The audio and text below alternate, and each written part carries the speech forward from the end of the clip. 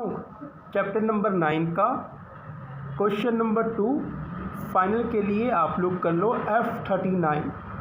ठीक है, question number 2 F39 समझ लो कि ये फर्स्ट बुक का सेकंड लास्ट क्वेश्चन है और एक और क्वेश्चन बचा करवाते के साथ ही 40 क्वेश्चन फर्स्ट बुक में से 5 बुक के क्वेश्चन का टेस्ट आप लोग कल दोगे। ठीक है, और उसके बाद फटाफट तैयार रहना अगले 5 चैप्टर के टेस्ट के लिए। अगले 5 चैप्टर के टेस्ट के लिए। ठीक है, क्वेश्चन ध्यान सुन लो, फिर से रिपीट कर लेता हूँ। भारतीय संविधान की प्रस्तावना की मुख्य विशेषताएं लिखिए। पहला पॉइंट, प्रस्तावना संविधान की कुंजी है क्योंकि इसमें पूरे संविधान का निष्कर्ष होता है। मतलब प्रस्तावना में बता दिया गया है कि हमारा संविधान का स्वरूप है तो है क्या। इंडेक्स टाइप होता है ना कि इस बुक के अंदर आपको क्या क्या पढ़ने को मिलेगा, तो उस प्रस्तावना में हमें मालूम चल जाता है कि पूरा दर्शन हो जाता है हमको हमारे संविधान का कि हमारा संविधान क्या है। बात समझ में आई। सेकंड पॉइंट, प्रस्तावना संविधान के सभी उद्देश्यों और लक्ष्यों को संक्षिप्त रूप से प्रस्तुत करती है।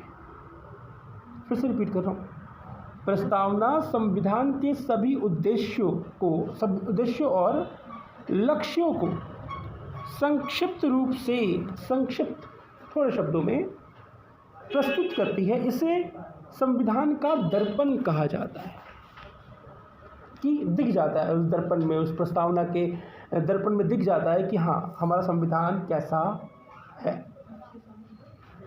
तीसरा पॉइंट, प्रस्तावना में सरकार के रूप, कार्यपालिका और न्यायपालिका के संबंध आदि सभी पक्षों का संक्षिप्त सारांश प्रस्तुत किया गया।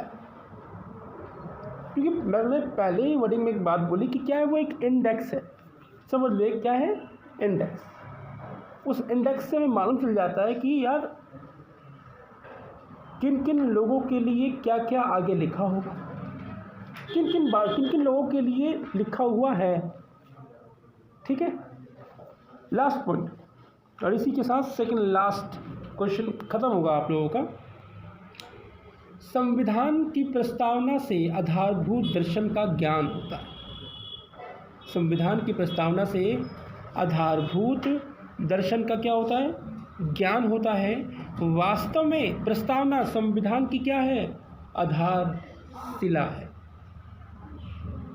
आधारशिला बोले तो जैसे कि तुम लोग कह सकते हो ना कि एक बेस, किसी चीज़ का खड़ा होने का एक बेस होता है कि नहीं होता,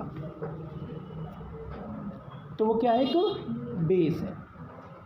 हाँ समझ लो, उसी टाइप में कि उस पर निर्भर है। जैसे इन्होंने नींव का वर्ड यूज़ किया, पूरा मकान नींव पर निर्भर है ना, तो प्रस्तावना भी हमारी वैसी ही है।